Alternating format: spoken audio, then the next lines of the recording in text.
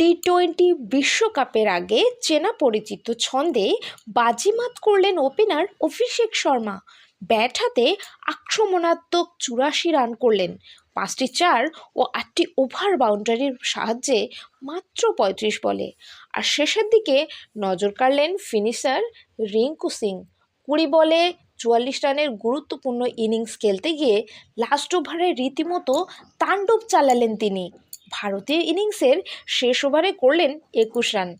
মূলত অভিষেক শর্মা, রিঙ্কু সিং এই দুই ব্যাটারের ঝোড়ো ইনিংসে উড়ে গেল নিউজিল্যান্ড। নির্ধারিত ২০ ওভার শেষে স্কোরবোর্ড পৌঁছায় ২৩৮ রানে, ৭ উইকেট হারিয়ে পাহাড় সমান রানে। রান তাড়া করতে নেমে প্রথম ওভারেই ডেভন কনওয়েকে আউট করে ব্রেক থ্রু দেন অর্শদীপ সিং। দ্বিতীয় ওভারে রচিন রবীন্দ্রকে প্যাভিলিয়নে পাঠান হার্দিক পান্ডিয়া। এরপর গ্লেন ফিলিপস ৭৮ রানের মাধ্যমে প্রতিরোধ গড়ে তুললেও ভারতের বোলাররা ১৯০ রানে ৭ উইকেটে থামিয়ে দেয় নিউজিল্যান্ডের ব্যাটারদের।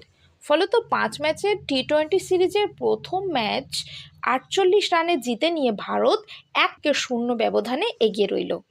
কনগ্র্যাচুলেশন টিম ইন্ডিয়া, কনগ্র্যাচুলেশন বছরের প্রথম টি-২০ ইন্টারন্যাশনালে জয় তুলে নেওয়ার জন্য। এখন এ পর্যন্তই, দেখা হচ্ছে পরের ভিডিওতে। Till then, tata.